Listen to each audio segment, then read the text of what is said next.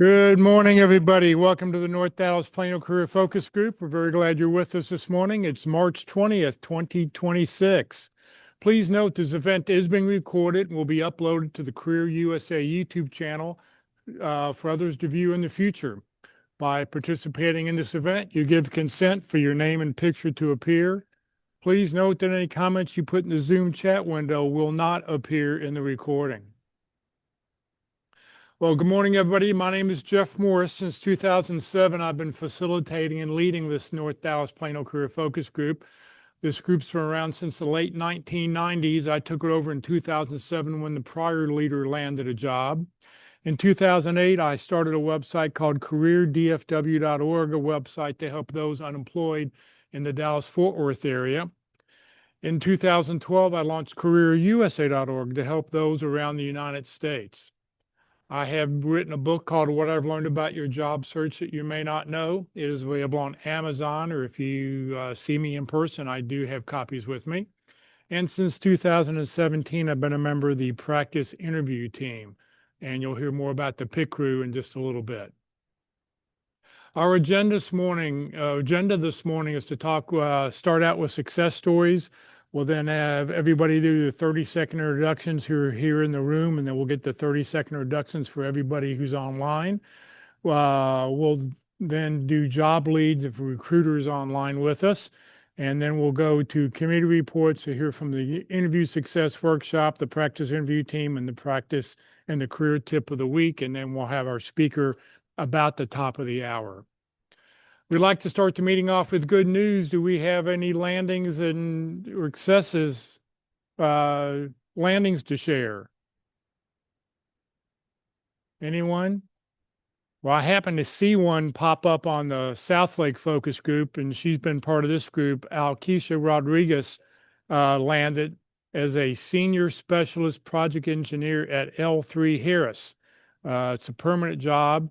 She found the job through networking. You said networking, job fair, and an internal referral. And then wanted to thank about 15, 20 people, and including all the career groups she was part of. She joined this group many times online. Occasionally she would come in person, but usually she was online. So, and she really wants to thank her accountability group. She had a crew of 5 different people and really appreciated their help. So she has landed it, and I will move her over to the landed job when we get to that. Any other good news from anybody? So I just wanted to ask that Kelsey Wise also landed. Kelsey Wise. Yes, Kelsey Wise, she also landed. She landed a position as a marketing coordinator at Blue Water Learning, and she used to also attend these events. All right, I'll get her name moved over also. Yeah, she's not here today, but she did land. She sent it out through the South Lake Focus Group as well. Okay.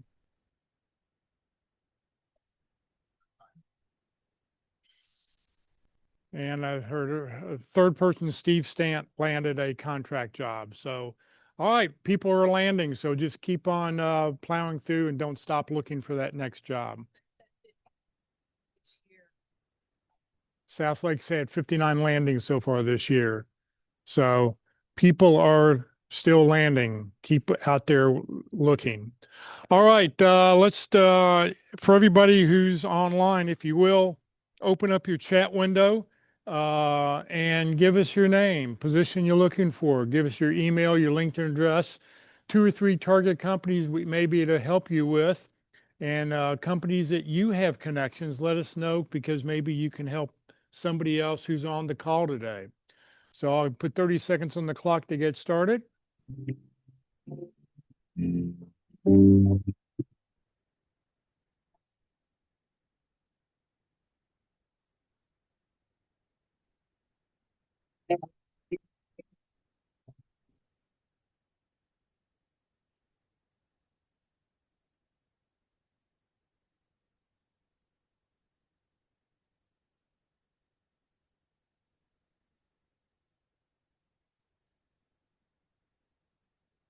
All right, if you're still typing, keep putting your information in. It'll be a big help.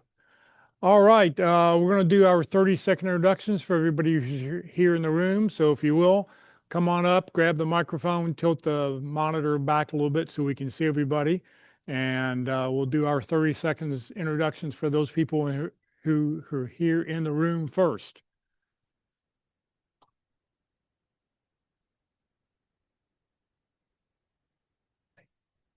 Good morning, everybody. I'm Todd Haim in customer success and implementation. I use data to uncover opportunities, strengthen customer relationships, and reduce churn.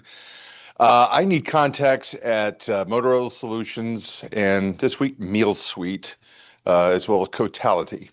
I have contacts through my board position at the Association of Talent Development. My name is Todd Haney. Thanks. Thank you. Hi, y'all. My name is Tim Farrell. I'm an electrical design verification engineer. I write computer programs and hardware description languages that verify that circuit designs in a computer are error-free before the big money is spent to put them into silicon. This week I need contacts at Cadence Design Systems, L3 Harris, and Google, and I have contacts at Raytheon. My name is Tim Farrell. Thank you, Tim. Thank you. Talk to Elkeisha. Okay, yeah. Good morning. I'm Sally Bennix. I'm a technical business analyst, driving, what do I drive? Business value through connecting people, processes, and technology, having accelerated delivery time from 2 days to 30 seconds for key financial reports. I deliver practical solutions to complex business processes. Current target companies are USAA and North Texas Food Bank. Having some good traction there. I have contacts at Wells Fargo and Texas Instruments. Also, I would like to invite everyone, the ABTP, DFW, the Association for Business Technology Professionals. We're having our chapter meeting on Tuesday evening. Great place to meet people, employed people, and some very influential technology folks in the local market. Sally Bennix. You. Good morning, everyone. My name is Anthony Archery, Senior Retail Operation Merchandiser. I worked for Walmart for 16 and a half years. I have contacts at Walmart and Sally Beauty Supplies, Anthony Archery. Thank you. Hi, I'm Polly Dunn, a Senior Administrative Assistant. I specialize in office management, onboarding, and creating workflows that reduce stress and save time.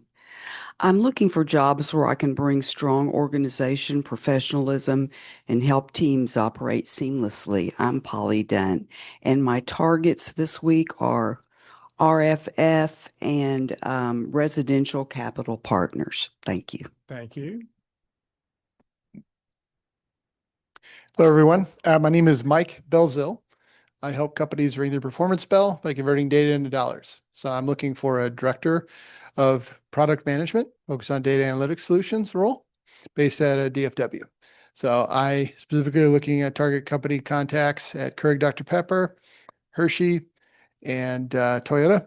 So I have contacts at Walmart, Circana, and Epsilon. My name is Mike Belzil. Thank you. Good morning. My name is David Turner. I'm an HR systems analyst specializing in SuccessFactors security. I make sure the right people and only the right people have access to employee data. I could use a contact at Global Systems IT. I can potentially help with contacts at PepsiCo. My name is David Turner. Thank you. Good morning, everyone. Happy Friday. My name is John Hamer. I lead internal and external project teams delivering systems and solutions that optimize companies' investment in technology. My target company is Raytheon, Collins Radio, or with Collins Aerospace now. I'm looking for positions as a project or program manager or supply chain and vendor management. My name is John Hamer. Thank you. Hi, good morning, everyone. I'm Tina Andrzejewski. This is my first time here, so I've been at Sabre for the past 10 years. I came through your program 10 years ago when I landed that job. So here I am back. I spent the last 5 years helping companies evaluate risk and governance and compliance. I'm open to any customer service or any call center transition. Remote or hybrid would be great. And I have contacts at Sabre. Again, Tina Andreevsky. Great. Thank you. You don't want to go? All right. One other new person here, but she doesn't want to commit. All right. Let's go and have everybody online. If you will, please raise your hand so that way I know to call on you. And I only call on people once when you raise your hand like that. So Marty, I'll let you go first. Good morning. I'm Marty Upton. I'm a director of IT and head of security, and I create and implement technology strategies that support and solve your business needs. My job's not to say no, but to find a way to move business forward while reducing risk. I'm searching for senior manager, director, VP roles in the healthcare sector primarily. Target companies this week are Medical Home Network. If I can be any help in my network, please let me know. I have connections at Heritage Health Solutions locally and SN Healthcare in New York. I am Marty Upton. Thank you. Steve. Hi, my name is Steve Rowan. I'm a retired .NET developer. I've got contacts at Fiserv and the VA. My name is Steve Rowan. Thank you, Steve. Casey. Good morning. I'm Casey Cockrell. If you're having fires in your warehouse, defects piling up, people walking on eggshells, trying not to break that next thing, that's where I tend to get called. I have led a regulated manufacturing operation that cut rework 30%, had 8 straight years of clean ISO audits, and scaled EBITDA 700 basis points without adding labor. I make manufacturing boring so it can grow. If you or any of your contacts have these problems, I'd love to have a conversation. Thank you. I'm Casey Cockrell. Thank you, Casey. William.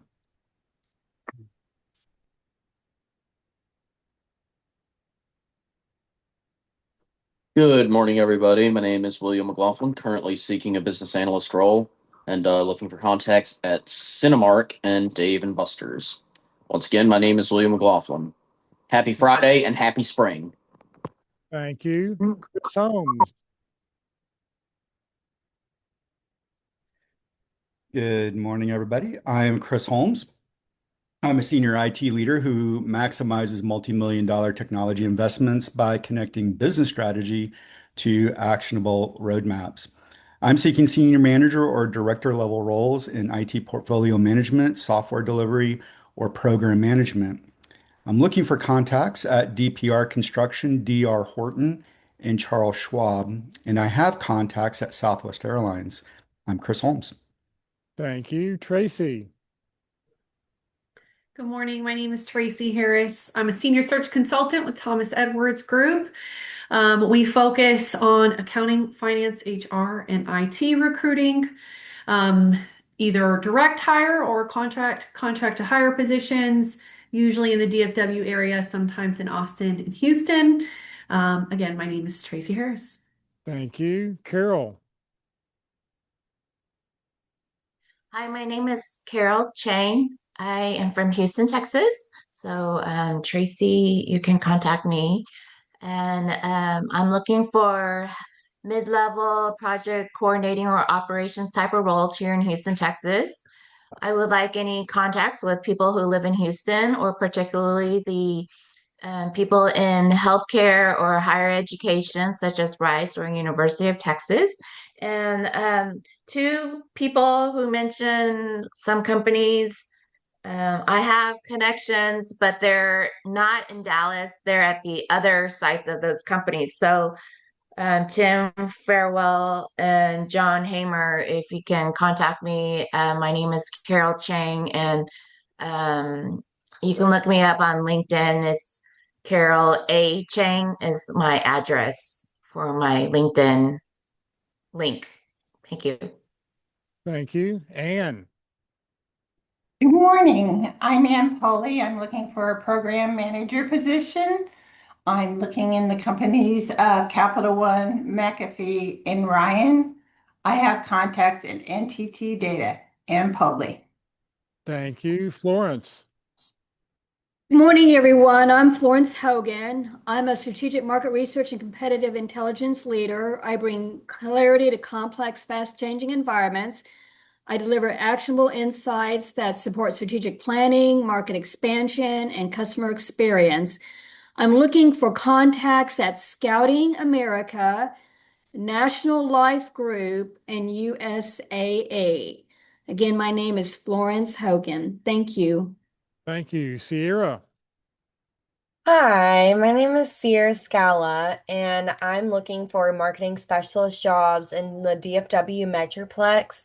So if any of y'all know of people that are in that area, I would gladly appreciate it. I need contacts of just anyone that is in like the marketing field, specialist field, or like social media marketing. I'm also looking into.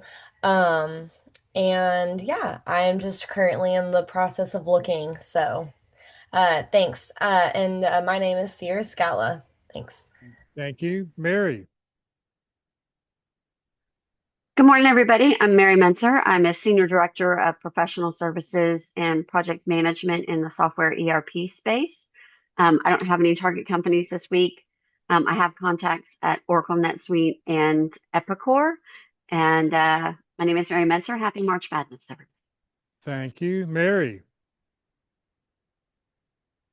Oh, it just did Mary. Scott. That was me. Good morning, everybody. Scott Pedro, Certified Planning Inventory Management. I'm in the supply chain field specializing in inventory control or production planning.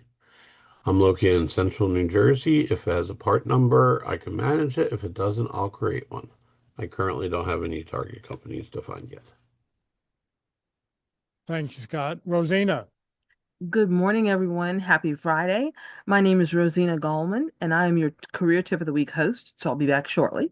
I'm looking for a position as a Senior Talent Acquisition Business Partner or a Senior Recruiter position, and I'm expanding my job titles into HR, as in HR Generalist or HR Specialist. I need contacts at Access, AXXESS, and T-Mobile for this week. And I have contacts at a variety of different companies. So as we connect, let me know who you need to be introduced to. Again, my name is Rosina Gallman, Senior Talent Acquisition Business Partner or Senior Recruiter, HR Specialist, or HR Generalist. Thanks so much. Thank you. Anybody else online? I don't see any more hands up. Anybody else? I see a couple names that haven't said anything yet. Anybody else want to introduce yourself? All right, we'll move on. Tracy, tell us what's going on in Thomas Edwards. Good morning. Really seen quite a couple of weeks that have been busy, more on the contract side, a lot of accounting roles. So we have some in fixed assets, some specializing in real estate, tax. Everyone loves tax. Um, and a fair amount that we've seen kind of pop up on the Fort Worth side. As far as non-accounting roles, we do have one executive personal assistant that is going to be 100% on site for a high net worth family in Dallas. There's some specifications in regards to that. But those are the roles that we're working on right now. Tracy, thank you very much. I will say I think there was another gentleman from Tracy Harris. His name was Paul, who was here a couple weeks ago. You need to let Paul know that he only put his LinkedIn address in the chat window and there was no way to contact him. And when I looked at his profile, he has no phone number or email listed. So, he wants to be reached out to, but you can't reach out to people who don't do that. So maybe want to pass that along to your cohorts. All right. Walt's not with us. He's on spring break this week. He does the interview success workshop. It's a great way to exercise what you do. It's not an actual interview. He's going to practice with you. If you'd like to do it with him, he'll talk about, who you are, what you do, and how you can help somebody. You can just scan this QR code or just email Walt at walt_glass@yahoo.com. All the information he has is on his on his LinkedIn profile. And he does it on Tuesday mornings from 9 to 11, 1 to 2 people each week. So I know that was the only thing he was going to do this week officially, career related. All right, the practice interview team. Anthony, you want to talk about it?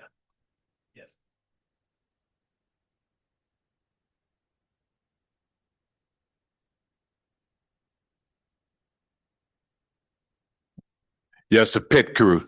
The pit crew meet every Wednesday, the first, second, and third Wednesday. Next week is the fourth Wednesday. It will meet online only. Opportunity for you to grow, learn, and develop your interviewing skill. All we ask that you turn in a job description and a resume, and the panelists will develop the question for you. Please come and enjoy that opportunity to learn about the pit crew and your practice interviewing skill. Thank you very much. Just remember, I mean, you will learn just as much by coming and watch somebody else being interviewed, because you'll hear them say something and go, oh, that's great. I got to remember to say that next time. So you don't have to be being interviewed at the time, but it's a great opportunity just to practice your interviewing skills. All right, time for the career tip of the week. Good morning, Rosina, again. Good morning again, Jeff, and good morning to everyone. Happy Friday. All right. This week's career tip of the week, we are continuing our different segments that we're covering in a master guide that we started a couple of weeks ago. And the master guide is by the interview guys. And it's covering how would you explain what you do to someone outside your industry. So this week we are covering advanced techniques for standout answers. We're also going to cover how this question connects to your overall interview strategy and then practice strategies that actually work. So going back, advanced techniques for standout answers. Once you've mastered the basics, these strategies elevate your response from good to memorable. You want to do certain things or use certain techniques, and these techniques are use the like but strategy for precision. You can say something like, I'm like a detective, but instead of solving crimes, I solve why market campaigns aren't working. And that creates instant understanding while also showing nuance. You want to use include a mini story when appropriate. Last month, a client came to me because they were losing money and didn't know why. After analyzing their processes, I discovered that they were spending $50,000 a year on a software subscription nobody actually used. That's the kind of waste I help companies find and eliminate. You want to use an acknowledgement, or sorry, you want to acknowledge what makes your work challenging. So the tricky part is that every company is different. So I can't just copy solutions from one place to another. I have to understand each organization's unique situation. And that shows depth without jargon. And then the last strategy you want to use is connect to current events or trends when relevant. In 2026, AI is everywhere. If your work relates to AI in any way, acknowledging that connection helps. With all the buzz about AI, companies need people who can figure out where AI actually helps versus where it's just hype. That's a big part of what I analyze. So those are some standout techniques to help your answers stand out during an interview. Now, how this question connects to your overall interview strategy. This question rarely appears in isolation. It's often a warm-up to deeper conversations about collaboration, communication skills, and how you'd fit into the team. So when you nail this answer, it sets you up for several positive follow-ups.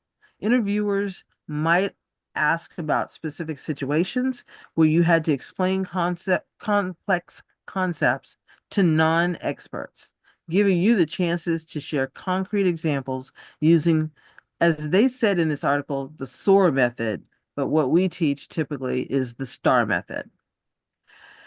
It also reinforces your communication skills, which is among the most valued competencies in 2026.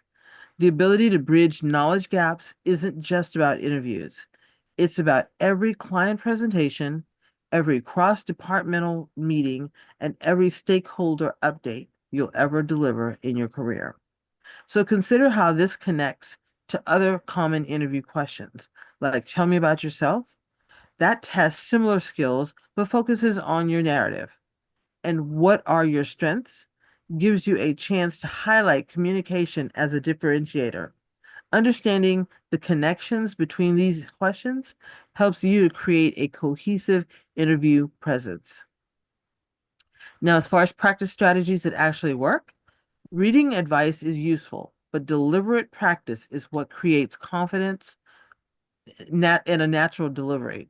So here's how to prepare effectively. First, you want to record yourself explaining your job to an actual non-expert. Ask a friend or family member who knows you or who knows nothing about your field to listen and tell you what they get confused about. Those moments of confusion reveal where you're still using insider language or skipping necessary content. Next, you want to write out your answer, then cut it in half. Most people's first attempts are too long. Forcing yourself to edit reveals what actually is essential versus what's extra detail. Next, you want to practice with different interview scenarios in mind. How would you answer in a phone screen versus a final interview with a CEO? The core message stays the same, but the delivery might adjust. Next, you want to test multiple analogies and examples. Not every comparison will resonate with every interviewer. Having options lets you read the room and adapt. And if your first analogy gets blank stares, have a backup that prevents an awkward silence. And last, you want to time your answer. It should take 30 to 60 seconds maximum. Any longer, and you're losing impact. Practice until you can deliver it naturally within that time window. All right, so this week's career tip of the week, like I said, it covers 3 different areas. Advanced techniques for standout answers, how the question connects to your overall interview strategy, and practice strategies that actually work. Hope you guys enjoy all of the details in the article. Please know that in this section, there's a lot of hyperlinks, and so the hyperlinks go to other guides, other resources that may help you better create your answers for your interviews. So enjoy the weekend, everybody. And like somebody said, happy spring. Thank you, Rosina. All right, today for lunch, we're going to go to Mama's Pizza, 2130 West Parker Road. It's on Parker, about a half block west from Custer.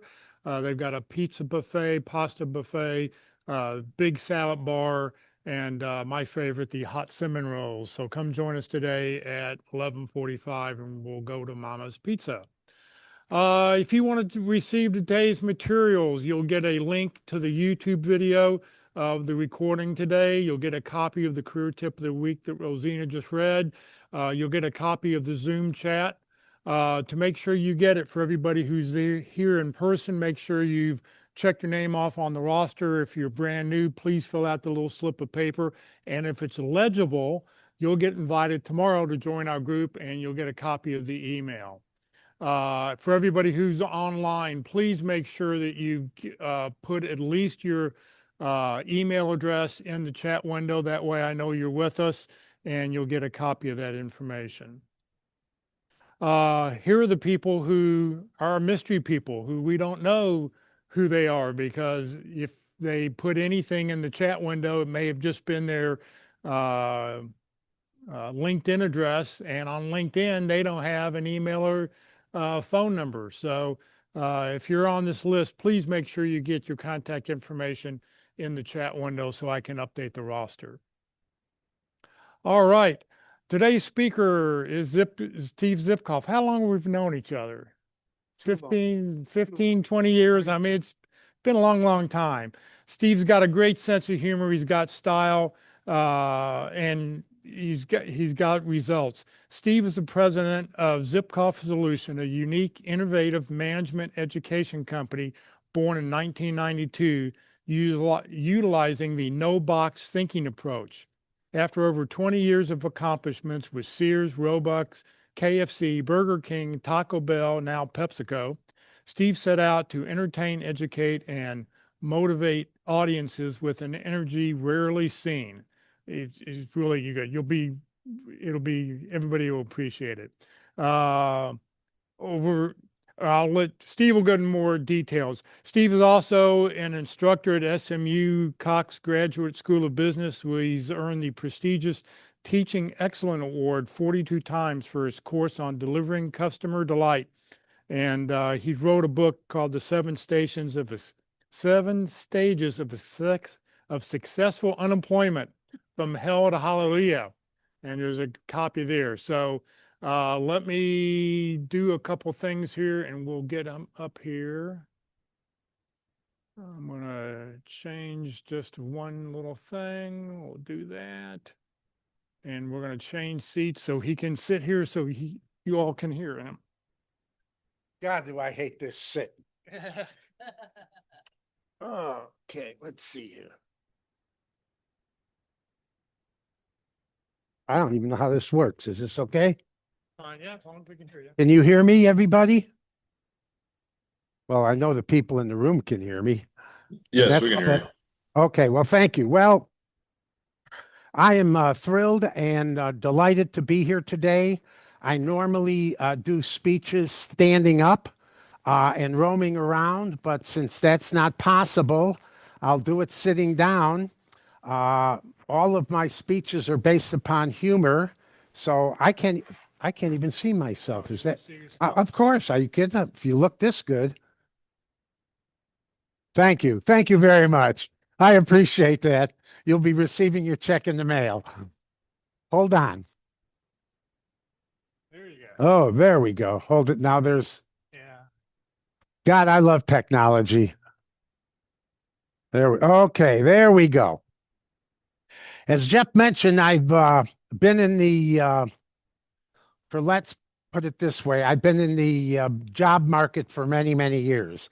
I graduated from the University of Illinois in 1968, where I received a master's degree in journalism.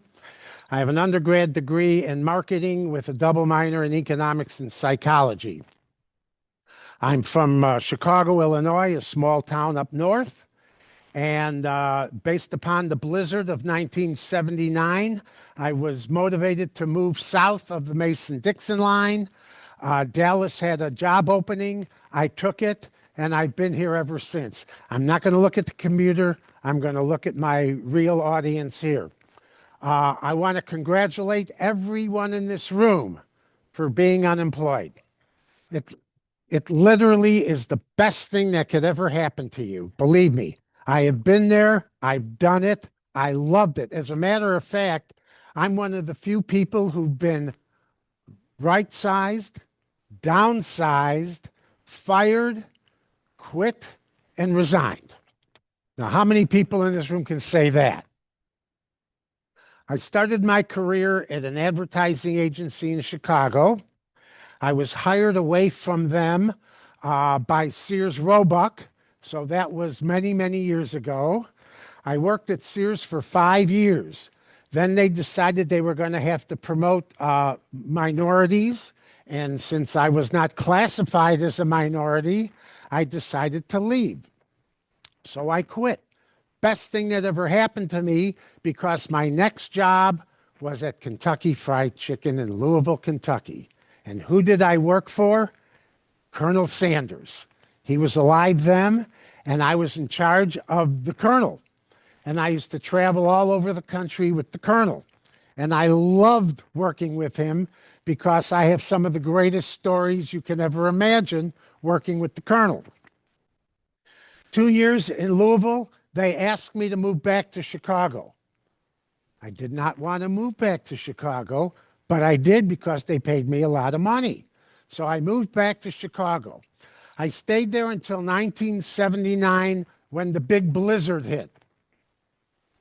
I was convinced that when your snowblower doesn't work, it's time to leave. Kentucky Fried Chicken didn't have a spot for me south of the Mason-Dixon line.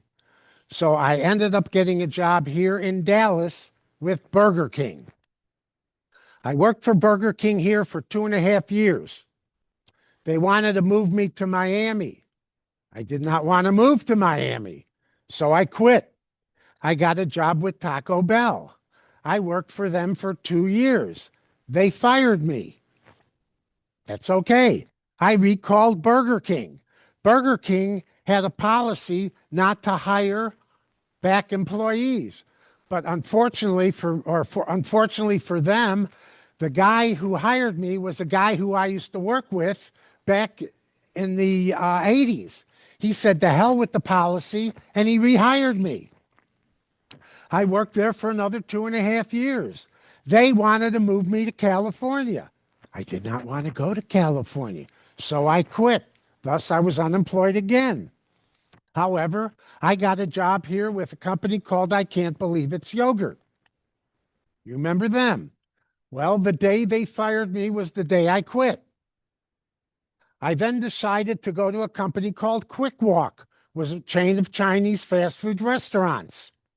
They were going to go bankrupt, so I quit them. And that's when I had my epiphany. I said, you know, I've been with a lot of companies. I've been fired and I quit. And I said, you know, it might be time to do something else. I came home. I had 2 kids in college at the time. I came home. I told my wife I had just quit my job. After the paramedics revived her, she said, "What are you going to do with the rest of your life?" I said, "I'm going to do 2 things. I'm going to write a book," which I did, The 7 Stages of Successful Unemployment from Hell to Hallelujah, which I have brought copies here for sale for a measly $20. And I said, "I'm going to start my own company." She said, "You're not good at that." I said, "I'm going to be great at it." Everybody I talked to said, "Don't start the company. Steve, you don't have the mentality to do it. Steve, you'll never make more than $50,000 a year. Steve, it'll take you 6 months to get a client. Steve, after the first year, you'll be looking for a job." That was in January of 1992. It's now, March of 2026? I'm still doing it.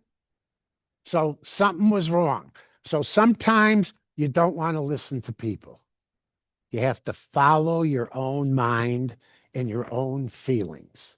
What I'm going to do today is, besides congratulating you on being unemployed, I have these 6 life lessons learned.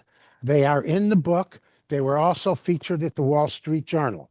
I'm going to share with them today with you.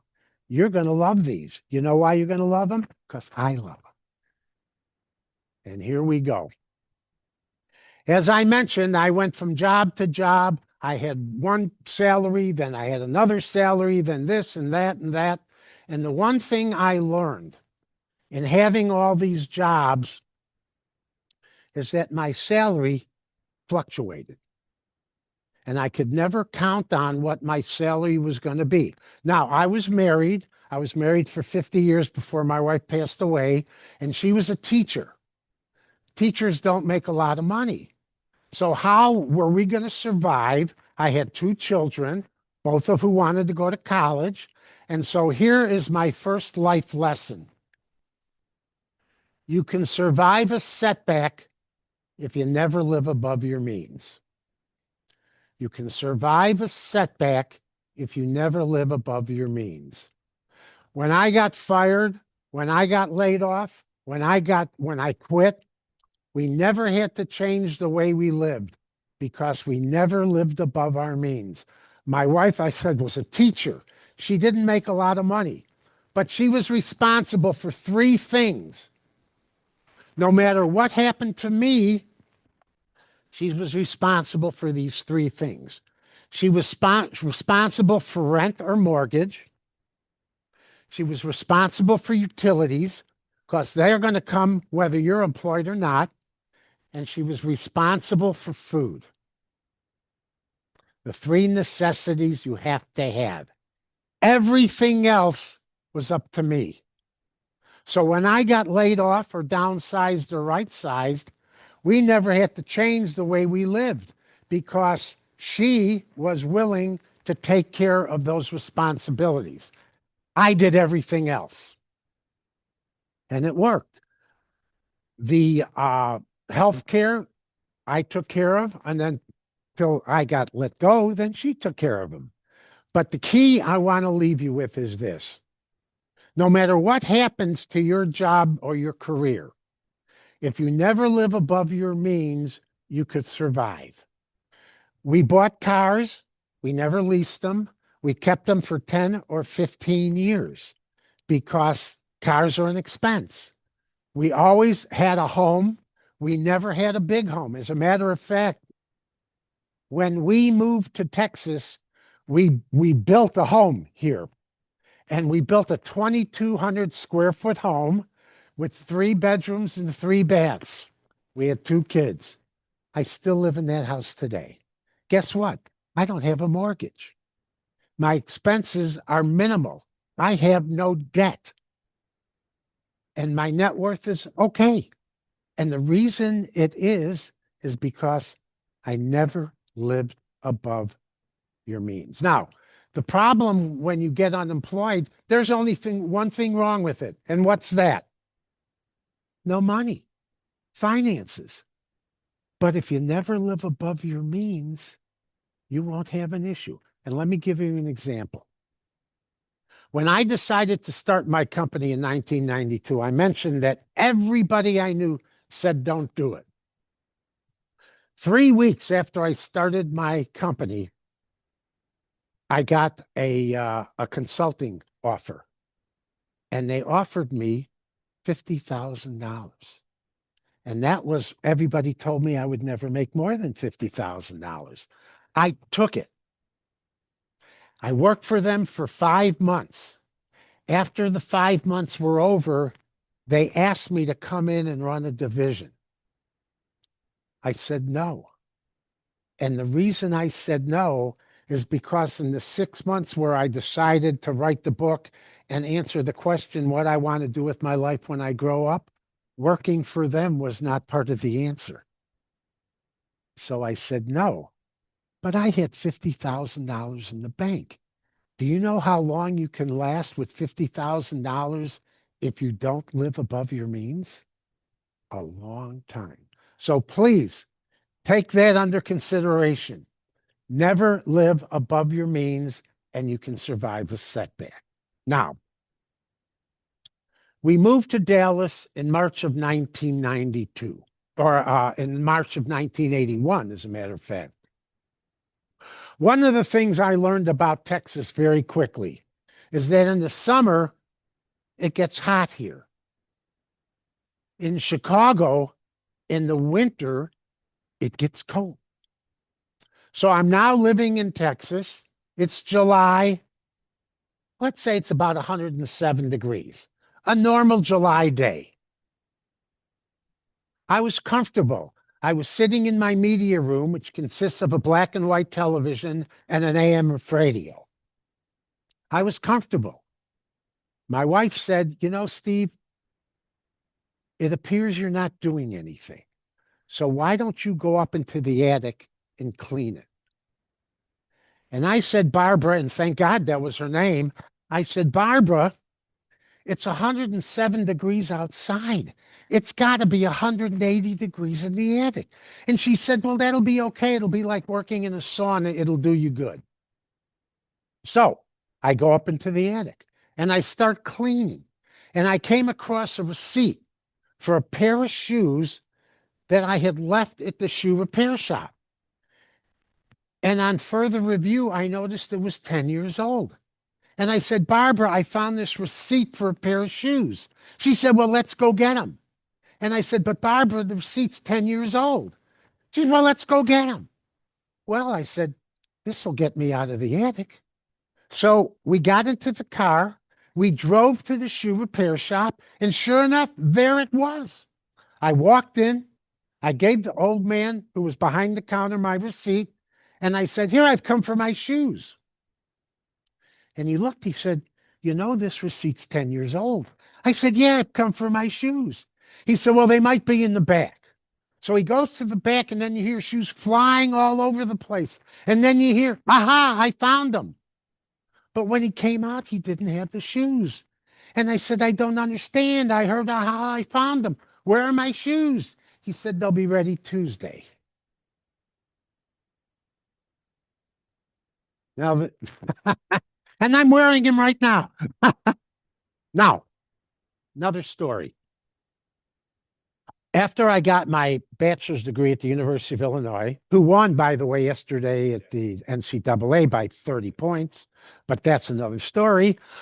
I got married when I was in graduate school.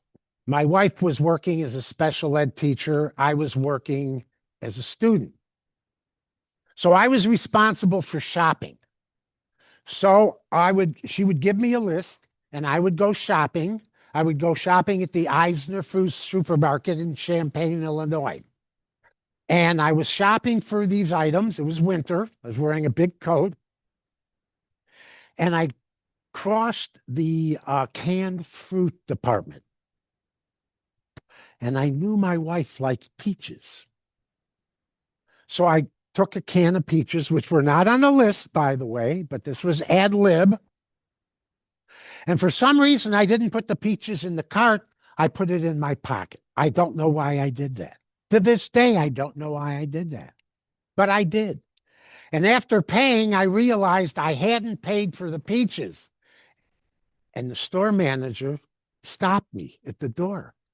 And he said, it appears you have taken a can of peaches without paying. And he was right. And I said, oh, I'm sorry, I made a mistake. I'll be more than happy to pay for the peaches.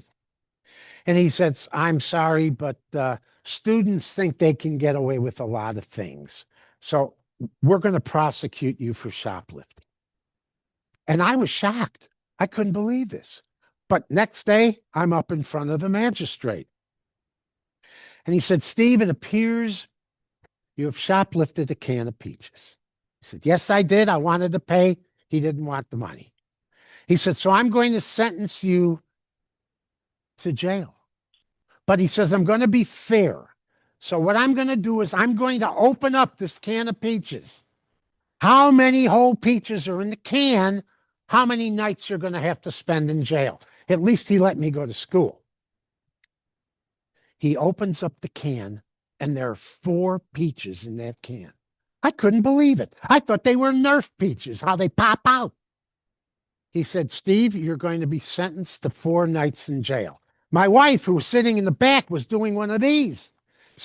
He says, excuse me, young lady, but who are you? He said, she said, I'm the wife of the gentleman you just sent to 4 nights in jail. And he looked at her and he said, well, is there anything else you'd like to add to the proceedings? And she said, yes. He also stole a can of peas. This is why being in person is so much better than being online. They laugh. I don't know if you're laughing or not, but you should be. Anyway, that leads me to life lesson number 2. Humor will get you through anything. Folks, when you're in the interview process, you gotta make them laugh or at least giggle. How you do it, it's up to you. But everybody who goes into the interview process is going to, pardon my expression, have a very tight sphincter because they're afraid.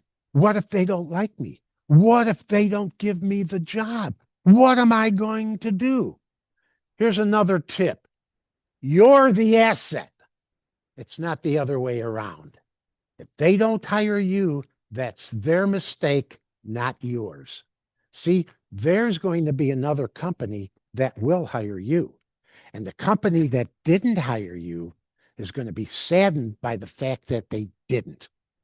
So you all have to remember, you are the asset, not the other way around. And humor will make you that asset. If you can make them laugh, if you can make them giggle, I don't care how you do it. Keep it clean, but do it. Because what that humor or giggle will do, it'll set you aside from everybody else who's going to interview. I'm now a motivational speaker. That's all I do. I don't do any more consulting. And I get interviewed all the time. And I'm always trying to make them laugh.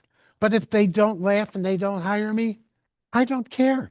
There'll be another company that will hire me. And the ones that don't, too bad. That's their fault, not mine. And I use humor a lot, obviously. And I know when people, I'll tell you a little story a little later on, how not getting the job is a benefit, not a liability. But if you could make people laugh, and by the way, if you want to use those jokes, go right ahead. They're not copyrighted or trademarked. But I'm telling you, it works. And even if I love the word giggle, giggle's a fun word. You say the word giggle and people start to giggle for whatever reason. They just start to do it. You make people laugh. That will set you aside from everybody else in that interview for that job. So you can survive a setback if you never live above your means. Humor will get you through anything. Now, in the book, and I have to look at it once in a while, lesson number 3. It's not what you know, it's who you know. You're not going to get a job because of what you know. You're going to get that job because of who you know. And even just today, you had people who are networking. I need to know someone at this company. I need to someone at this company. When I got fired from Taco Bell, the first person I called was a guy I used to work with at Burger King. At one point in time, we had the same, I was the director of marketing, he was director of operations. In the 2.5 years or 2 years that I left Burger King, he got promoted to a divisional vice president. Yippee for me. I called him, told him my situation. Burger King had, again, a policy, you can't hire ex-employees. He said, the hell with that. And he hired me the same day. And I became a vice president, a divisional vice president, which was better than when I left. All because I knew him. Folks, you have to network. Never stop. Here's the problem. You are all going to get jobs, even the ones online right now. You're all going to get jobs. And then what's going to happen is you may stop networking. Don't. Because at some point in time, you may lose that job again, or you may decide to quit. And then what's going to happen? You're going to have to re-network again. And if you re-network with the people who you stopped networking with, they won't have anything to do with you because now you are using them. They have to use you.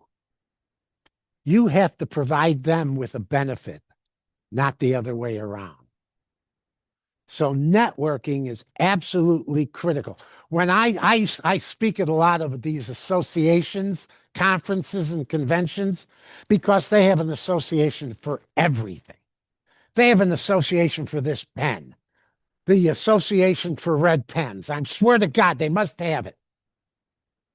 So they all hold these conventions and conferences. What I do, I always bring a book. And when I'm speaking, I say, well, back then it was all your business cards. Now people don't have business cards anymore. My God, everything has to be on. I have to tell you a side story. I have a dear friend of mine who's the president and CEO of the Dallas Pulse women's volleyball team. Brand new. Well, if you haven't gone, you got to go. It's unbelievable. So I'm at a game and I'm sitting next to a woman who's wearing a orange sport coat. And the team that the Dallas Pulse is playing is in orange. So because, I'm so shy, I said, why are you wearing orange like the team? And she said, I'm the president and CEO of the Indianapolis, whatever. I said, oh. So we started to talk, of course, networking. And one thing led to another. And I said, oh, I'd love to have your card. And she started laughing. I swear. She said, what's a business card? She had no idea what it was. So she gave me her card. It's in the phone. She gave me her contact. I gave her a business card. I had one. People don't use business cards anymore. It's amazing what this little phone can do everything. Not for me. I still have business cards. But anyway, as an aside, when I was speaking, I used to collect the business cards from the people in the audience. And I used to say, after I get done speaking, I'm going to pick a business card out and you're going to get a copy of my book for free. I don't care if they were a CEO making $40 million a year. They wanted that free book. So I collect all these cards. And maybe 6 months later, I would go through the card. Oh, look, they're still. And I used to contact them to say, I don't know if you remember me, but I was that spectacular speaker at your convention. And guess what? I'm still a spectacular speaker. I'd love to speak again at your opportunity, at your conference. I cannot tell you how many people rehired me because I connected back with them. I remember speaking at the Insurance Association of the Caribbean. You've got to get a job there. I mean, it's incredible. I mean, every year they hold a meeting at a different Caribbean island. They hired me 4 times. I love them. Then they introduced me to the Caribbean Shipping Association. They hired me 5 times. So I've been to almost every Caribbean island. And I also have all of their cards. And when I feel like I need a vacation, I contact them because it's a free trip. And it's great. And if you live below your means, a free trip is a good thing to have. Anyway, that's what networking is all about. Continuing to make the contacts with the people you worked with the people who you connect with. That's why you're here. You're going to network. The people who are online, you're going to network. It's critical. I teach, as Jeff said, I teach now 2 courses at SMU. One is delivering customer delight, and the other is this life lessons. Because graduate students at SMU, they have no idea what life lessons are all about. They have no clue. I mean, they think they're going to get a job right out of college, and that, by the way, they do for $80,000, $100,000. I'm going, crap. Are you kidding me? My first job at Foot Cone Building was $7,800. And I thought I was living in high heaven. Now, if they don't get $100,000, they're pissed. Network, network, network. When you get a job, and like I said, you all will, don't stop networking. Even if it's a slight email or a text saying, hi, this is Steve. Just wanted to let you know I'm doing so-and-so. I hope you're doing great. Happy spring. Contact me if you need anything. Not the other way around. Contact me if you can help me. Contact me if you need anything. And that keeps you top of mind awareness. And in marketing, 2 things are important: differentiation and top of mind awareness. And if you can continue to do that through networking, the chances of you getting a position that you want is greater than if you don't do it. And remember, always remember this: you are the asset. They are not. That's critical. You can survive a setback if you never live above your means. Humor will get you through anything. It's not what you know, it's who you know. Now, let me say one other thing. Once you get that job, then the what you know becomes extremely important. But until then, it's the who you know that counts. Remember that. That's critical. Now, there was this old couple. They had just left the doctor's office, and the doctor gave them a very good review. But they said, the doctor said, as you know, when you get older, sometimes your mind stops to fade away. So what I would do if I were this couple is when you want things, start writing it down. Now they go home and they're watching television. And the wife says to the husband, I have this urge for some ice cream. Would you go into the kitchen and get me some ice cream? And he said, absolutely. She said, remember what the doctor says? Write it down. I don't need to write it down. It's ice cream. She said, yes, but I want chocolate syrup on this ice cream. Would you please write it down? No, you want ice cream and chocolate syrup. But honey, I also want crushed nuts on this. So you want ice cream, chocolate syrup, and crushed nuts? Yes, she said. Write it down. I don't need to write it down. Sweetheart, I also want whipped cream. So you want ice cream, chocolate syrup, crushed nuts, whipped cream? Yes, write it down. I don't need to write it down. He goes to the kitchen. 20 minutes later, he comes back with her bacon and eggs. And he said, see, I told you to write this down. Where's my toast? Another clean joke. You don't get this anywhere else. My point is, again, you got to make people laugh. The people you know, make them laugh. If they think you're a sourpuss, make them laugh so you're not. That's the one thing no one's ever accused me of, being boring. So again, you can survive a setback if you never live above your means. Humor will get you through anything. Not what you know, it's who you know. Life lesson number 4, and this is the toughest one. This is not easy. Don't get pigeonholed. Don't get pigeonholed. And what that means, you get stuck in a career and you can't get out of it. That happened to me.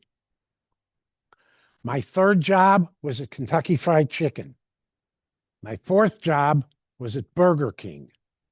My 5th job was at Taco Bell. My 6th job was at Burger King. My 7th job was I Can't Believe It's Yogurt. My 8th job was Quick Walk. What does that tell you? Food. Not only food, fast food. When I decided to get out of the fast food business, every recruiter who I talked to said, can't help you.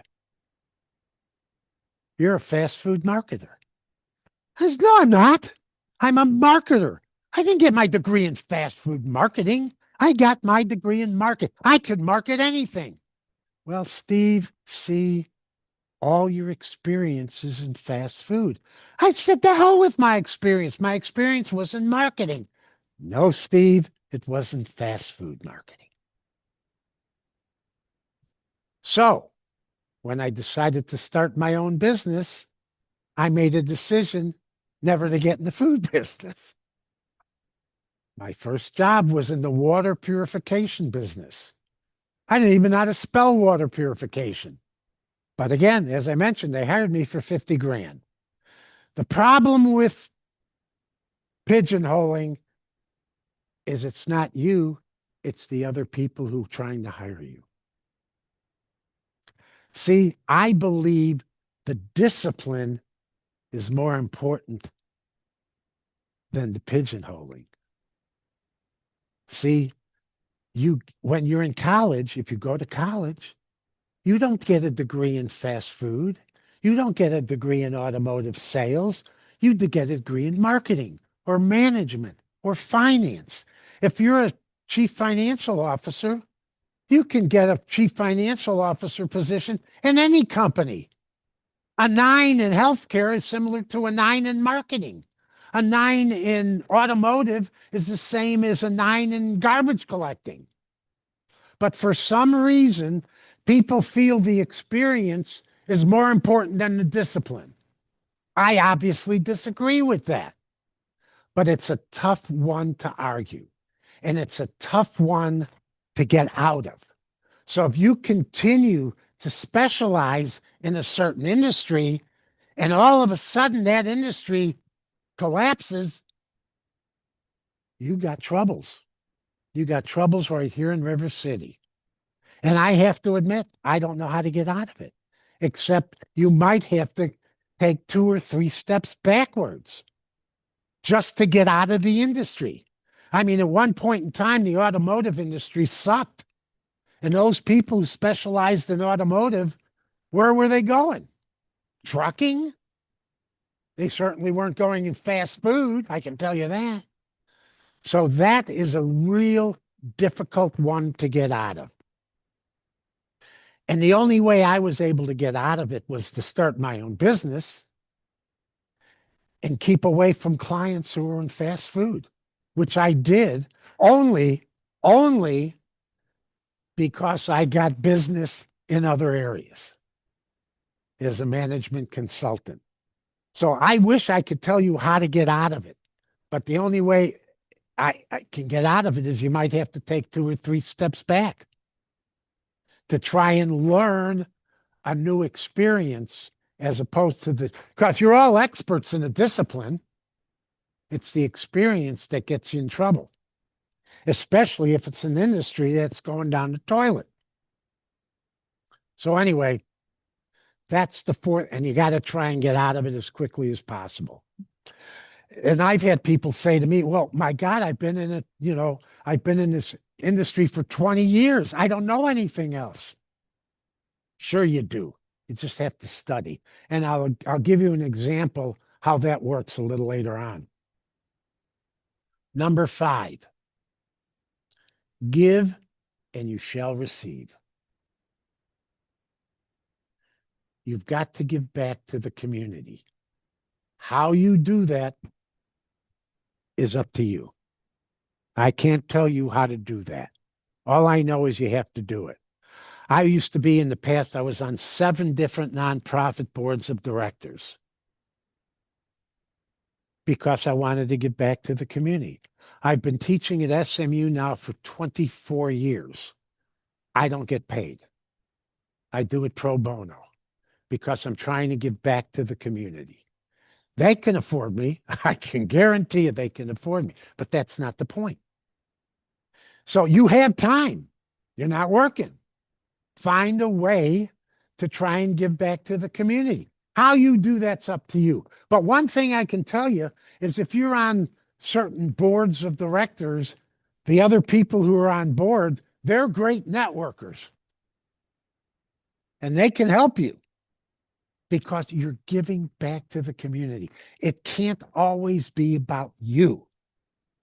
It has to be about others, regardless of whether you're employed or not. And by the way, I was serious when I congratulated you on being unemployed. It's fantastic. It's the best thing. Every time I lost a job, I took my family on vacation because I knew I might not be able to do it when I was working. So every time I get fired, come on, we're going to Hawaii. I get fired. Let's go to Disney World.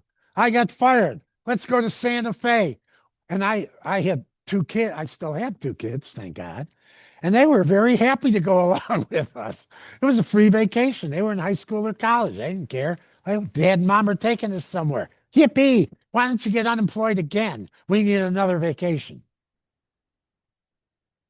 So that's 5. Number 6. Opportunities come in the strangest guises. Opportunities come in the strangest guises. You never know when your next opportunity is going to stare you right in the face. And you've got to be ready for it. And I'm now going to tell you how Zipkoff Solutions got started. In 1992, I had just started my business. I had no revenue. I had no clients. I had nothing. My daughter graduated from the University of Texas at Austin. She wanted a graduation present. She had already got a car. So she said, you know what I'd like? I'd like a trip to Israel. Now, this is many, many, many years ago when it was safe to go there. I said, okay, you want a trip to Israel? We'll send you. So she goes with her then boyfriend. I did not pay for that. And now they've been married for 26, 27, 30. It's a long time. It would have been a good investment for me, but I didn't do it. Anyway, my wife and I took my daughter to the DFW airport, and his parents took him to the airport. It was on a Sunday morning. So we said, hey, why don't the 4 of us go to the original Pancake House on Beltline for Sunday brunch? So we did. We get there, it was crowded. It's the after church crowd. Lobby is small. We're sitting down. An elderly couple walk in. She says she wants ice cream. No, that was a little joke there. So my wife and I look and, I jump up and I said, please take our seats. We're going to be called next. And he looks at, I swear to God, this is a true story. He looks at me and he said, why did you say what you said? I said, take our seats. She said, no. You said, please take our seats and you're going to be called next. This is a large lobby. How do you know you're going to be called next? And I said to him, I am the ultimate optimist. So if I think I'm going to be called next, I'm going to be called next. By the way, if you're not an optimist, become one. He asked me, what do you do for a living? And a lot of people do that, in a conversation. Hey, so what do you do for a living? I had just started my company. I swear, I had nothing. I said, well, I'm a management educator. I have a new company that I formed. And what we do is we help companies rejuvenate revenue profitably. He said, I like that. You need to come to my office. I said, okay. So he gives me his name and he tells me where he works. And I'm so shocked. I don't ask for his phone number. I don't ask for a card. I don't ask for anything. And then he gets called first because he was 2, we were 4. So now the 4 of us are sitting at a table. And as he's walking to go out, he says, now remember, young man, call me tomorrow. He worked for Dr. Pepper. And Dr. Pepper used to be on Walnut Hill and Central Expressway in like that triangular building. Monday morning, I call him. I wasn't doing anything. I said, his name was Frank Phillips. He's since passed away. I said, Frank, you remember you asked me to come in? Oh, yeah, could you come in right away? I said, well, yeah, I'm not doing anything. Sure. So he comes and he says, I don't have anything for you here, but I know someone who needs what you do. And he gives me the guy's name and phone number. And he said, you call him and you tell him Frank Phillips sent me. So I run to my office, which happened to be my home. And I call the guy and I get through to him. And I said, Frank Phillips from Dr. Pepper recommended me. He says, Frank? I said, he never recommends anybody. Can you come in now? And I'm thinking, oh, I'm not doing anything. Yeah, I could come in right now. So I go, his office was in Fort Worth. I go in and we talk. He says, yeah, I could use you. He says, how much do you make or charge? I've never had anybody ask me that before. I didn't know what to answer. But then in the back of my mind, I heard someone say, Steve, you'll never make more than $50,000 a year. So I said, $50,000. And he said, you're hired. I said, how about 60? Figure, why not? He said, no, you said 50. I said, okay. I developed a 5-year strategic marketing plan for his company. And as I mentioned earlier, he asked me to run that division and I said no. But again, I had $50,000 in the bank. 3 weeks later, I'm sitting at a luncheon with a friend of mine. I hadn't seen her in a long time. She said, so Steve, what are you doing now? I said, I opened up Zipkoff Solutions and we rejuvenate revenue profitably through strategic planning. I swear, again, true story. The guy sitting next to me, excuse me, I don't mean to overhear, but I did. He says, you do strategic planning? I said, yeah. He said, well, I'm a head of strategic planning for Comerica Bank. And we're getting ready to do our strategic process. Could you come in and speak about strategic planning? And I said, yeah, I could do that. He said, I'll pay you $1,500 for 3 10-minute speeches. I could do that. So I did. In the third speech, who was sitting in the back of the room? Chuck Gummer, chairman and president of Comerica Bank, comes up to me after the speech. He said, you know, Steve, I was going to talk about strategic planning, but you did everything that I was going to say. Are you available for hire? And I said, yes. They hired me to do strategic plans for 36 departments. Just because the guy next to me was strategic planner. Opportunities come in the strangest guises. You never know. He might have been wearing shorts. I remember one time I was at a beach and I used to keep business cards in my swimsuit because I'm crazy. And I ended up talking to a woman on vacation who was in charge of, I don't remember what, for AT&T. I gave her my card. She called me and I did some work for AT&T. So you never know not only who, but where. I still take cards no matter where I go. I might be the only one that still has a card, but it doesn't matter.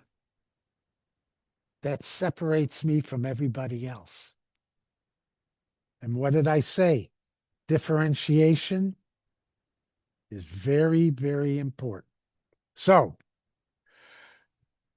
you can survive a setback if you never live above your means. Humor will get you through anything. It's not what you know, it's who you know.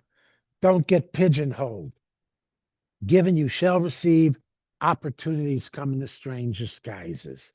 Those are the 6 life lessons that you can use to get from where you are today to where you want to go tomorrow. Now, I have a little time left. I'm going to give you something else that I rarely do. I'm going to give you 4 ZIPS tips. You have to be very careful when you say that. Zip tip number 1. Don't let fear interfere with what you're trying to accomplish. When things don't look rosy, you have a tendency to panic. Don't. Fear will stop you from doing stuff you really need to do. When I started my business and everybody told me not to do it, if I listened to them and became fearful, I wouldn't have done it. but I didn't let fear interfere with what I was trying to accomplish. And because of that, I started in 1992 and it's now 2026. That's a long time. I'm self-employed because I learned a long time ago employees equal headaches. I didn't want a headache. I haven't had a headache in how many years? At least from business. Now I got kids, so I get headaches all the time. And I have grandkids, so they even give me more headaches, but that's okay. So don't let fear interfere what you're trying to accomplish. Zip tip number 2. I have a story. My wife and I decided to take a Hawaii vacation. We were on the big island of Hawaii. We wanted to take a helicopter tour around the island. They wanted $400 a person. I said, Joy, that's a lot of money just to look out of one side of the plane because the other side was ocean. I know what the ocean looks like. And regardless where you go, the ocean still looks like an ocean. So I said, I need a discount. So I went up to the concierge at the place we were staying, and he said, oh, go next door to the Hilton. They do a timeshare presentation. And one of the gifts is buy a helicopter ride, get a helicopter ride for free. Yippee, I said, I can do that. Well, I've been to timeshare presentations. You go into a big room, someone goes, nah, nah, nah, nah, nah. You say no, you get your free set of cheap luggage, and you walk out the door. Not at the Hilton in Hawaii. We walked into a room. It was just me and my wife and a guy. This guy was the greatest salesman I'd ever seen in my life. We're there for 25 minutes. And I'm saying to my wife, we got to buy this. This is the greatest thing. For $40,000, we can buy this. This is a direct quote from my wife. Are you a moron?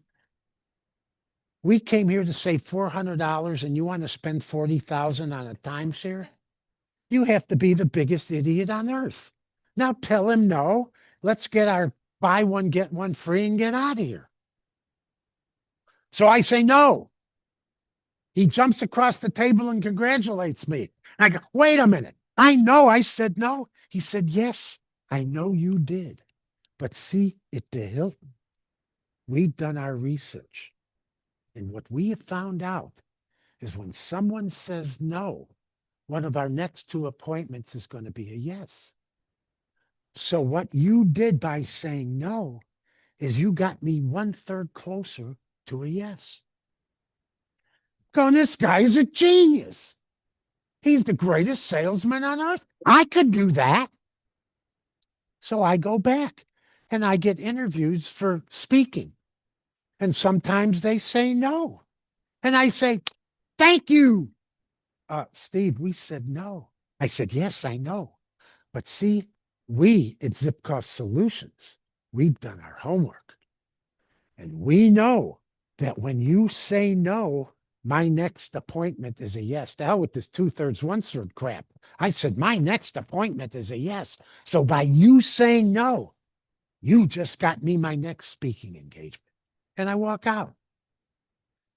I swear to you, I cannot tell you how many times I get a return phone call. Steve, we've decided to hire you. Because if you react that way to a no, we want to see how you react to a yes. Remember that. Always, zip tip number 2, always have a positive attitude. You want to be negative? Be negative in your house. Be negative in your car. Want to hit your head against the wall? Go right ahead. But don't do it in public. Have a positive attitude. Always. Be the optimist you are. Zip tip number 3. And I just forgot it. I'll zip to zip tip number 4, or it could be number 3 right now. Be persistent. Oh, be persistent. There's a fine line between persistence and nagging. Don't nag. but be persistent. If someone says no to you today, that doesn't mean no in 6 months. And matter of fact, in 6 months, the person who said no to you might be fired because they didn't hire you. So be persistent. And number 4, always be enthusiastic. That's one thing I lack. Yeah, I'm just kidding. Enthusiasm is contagious. You walk into a room, and if you're enthusiastic, people will know it. People will see it. You will be differentiated from everybody else. And that's what's key. You're looking for a job, you have to be differentiated. So you now have my 6 life lessons. You now have my 4 zip tips. You got the bull by the horn, so to speak. You can leave this room right now. 2 weeks, you'll have a job. I won't be hiring you, but let's hope in 2 weeks you have a job. Or let's be positive. Let's say next week you have a job. But you will all get a job. And enjoy what you have. And continue to live below your means, and your life is going to be fantastic. Thank you very much for being in person. For those of you online, shame on you for not being here. But anyway, I hope you all get jobs, and I thank you very, very much. And for those who are here, this book is for sale for $20, cash or check only. Thank you very much. Question for any, take a few questions. One of the things absolutely. Questions anybody has? Oh, yes, ma'am. This is kind of a silly question, but in an interview, you know, it's pretty serious, right? They have a problem. They need to solve the problem, and I'm trying to be that for them. And I'm all about humor. I have done that my whole life long, kind of laugh my way through life because it keeps me going, right? But how do you bring humor into an interview? Well, especially when they're being all serious and everything. Well, you know, sometimes you just have to break the mold. I mean, the problem is everybody will think you're serious. When my wife passed a year over 8 years ago, I said I could make anybody laugh even at a funeral. And I did. You know why? Because my wife expected it. They don't expect it in an interview. That's why you should do it. How you do it, you have to figure that. Practice. Practice how you do it. Practice in front of a mirror. Come up with a clean joke. I mean, there are thousands of jokes online. I mean, one-liners, two-liners. You know, try and find something that is relevant to the company that you're speaking to. I mean, you know, search. Let's say you're in healthcare. Search healthcare joke. I'll bet you'll find 450,000 of them. The internet's the greatest thing in the world. Boy, when I was starting out, they didn't have the internet. I had to come up with these things on my own. Now everything's online. So again, it could be just a one-liner. Healthcare, boy, I remember when my wife flatlined or whatever. You know, you got to find a way to do it. A quick story. I was talking about the Dallas Pulse volleyball team. They get no coverage. And I'm really upset with that because it's really great. I wrote a letter to the editor of the Dallas Morning News saying, how come you're not covering the Dallas Pulse? If you don't cover them, eventually they will flatline. Pardon me? I made a joke out of it. You don't cover the Pulse, they'll flatline. I also said if you don't cover them, they'll drop the ball. That's how you do it. Search on the internet. If you're going into computer science, there's got to be 150 billion jokes about computer science. So just find something. It doesn't have to be a 14-hour joke. It could be a one-liner. But you have to do it because no one else will. And if they look at you and say, you're not serious enough, then you don't want to work for them. If they're that serious all the time, I guarantee you, you'll be miserable. And remember, you're the asset. Don't forget that. It's not the other way around. I tell that to my SMU students all the time. You're the asset. If they don't hire you, that's their problem, not yours. Did that answer your question? Thank you. Will you talk about your manufactured suggested retail price? You didn't tell that joke. Which one? The manufactured suggested retail price when you're going for a job interview and they want to, what you want to make. When you're in an interview, what's one of the things that's always asked? How much do you make? How much do you want? Folks, whatever you answer, it's wrong. You know why? Because they know the answer. You don't. They know how much they're willing to pay. You don't. So what I used to do is I used to say, well, first of all, whatever I get, I want it to be fair and equitable. No company wants to be unfair and unequitable. So I want to be fair and equitable. And I'll let you determine what fair and equitable is. However, it should be at least the manufacturer's suggested retail price for that job. You haven't given them a price, but they know what it is. Fair and equitable. No company doesn't want to be unfair and unequitable.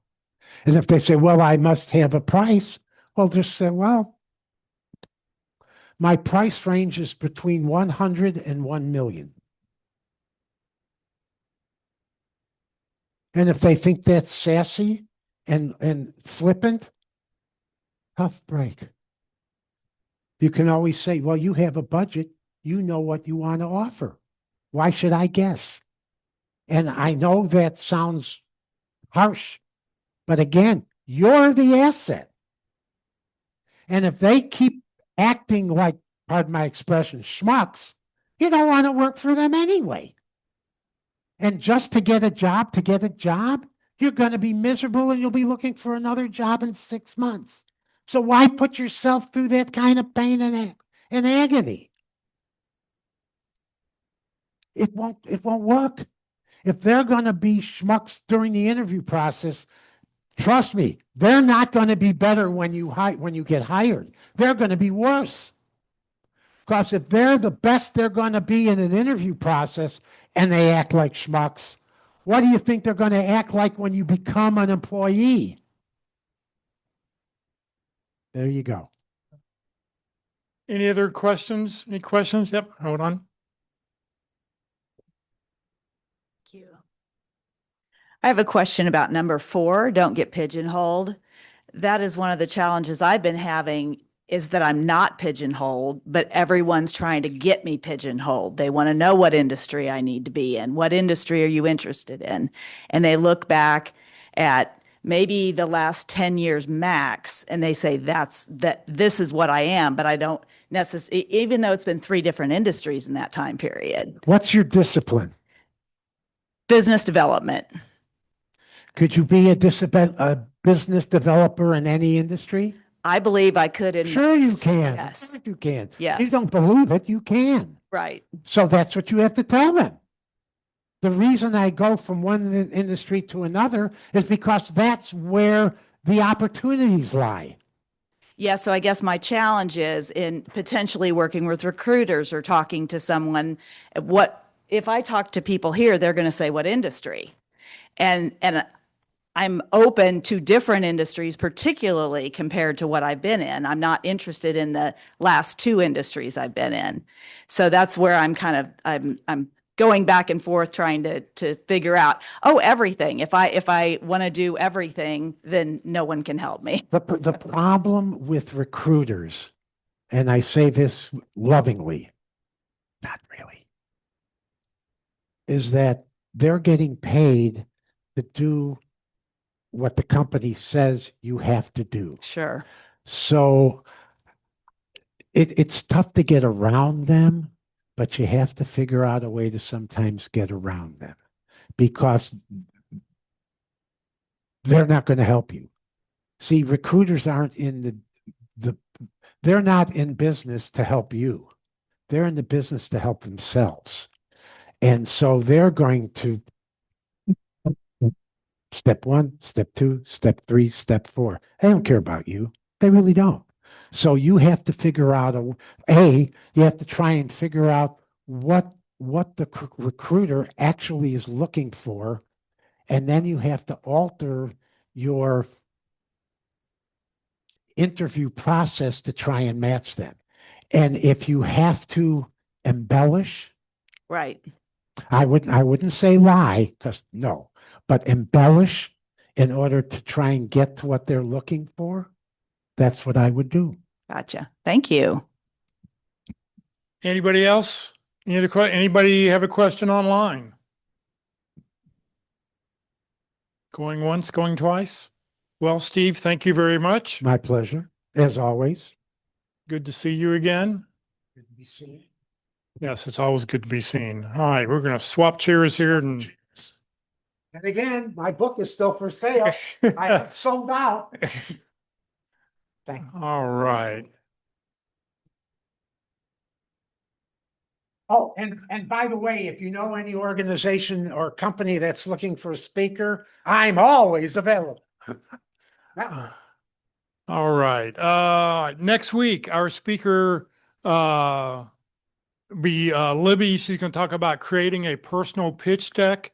Should be really informative. I know she spoke here once before, and everybody heard good reviews about her. So come join us next Friday for that. This video will be posted. It'll be up on the Career USA YouTube channel. We've got over 760 videos up there. Every video goes into one of 7 different playlists. In the lower left-hand corner, it says View Full Playlist. If you click there, up will come a list with all the dates of the topics and speakers, and you can go back and watch any video you want. Just know that if you watch the North Dallas videos, you need to go about 30 minutes in to get back the opening stuff to get to where the speaker starts. Next Tuesday, for LinkedIn Tuesday, Terry Sullivan will be with us to talk about how to tell your key contacts and prospects who you are, what you do, and how you can help. There will be no recording, so if you want to watch Terry, you do need to watch him live. Next Wednesday, the practice interview team will be online only. So wherever you are, you can tune in and watch the practice interview. They'll be doing 3 different interviews, and you can pick the one you want to watch at your convenience. Like I said, next week, Libby will be with us to talk about creating a personal pitch deck. And then the first Friday in April, for April, like we do, also we'll do open forum. We'll talk about whatever it is you want to talk about. Today for lunch, we're going to go to Mama's Pizza. How many people think are going to go so we know how big table to get? 1, 2, 3, 4, 5, 6, 7. So whoever gets there, look for a table for about 8 because one extra person always shows up, which is great. Thank you very much for joining us today, everybody. Have a great weekend. Have a great Friday, and we'll see you all next week.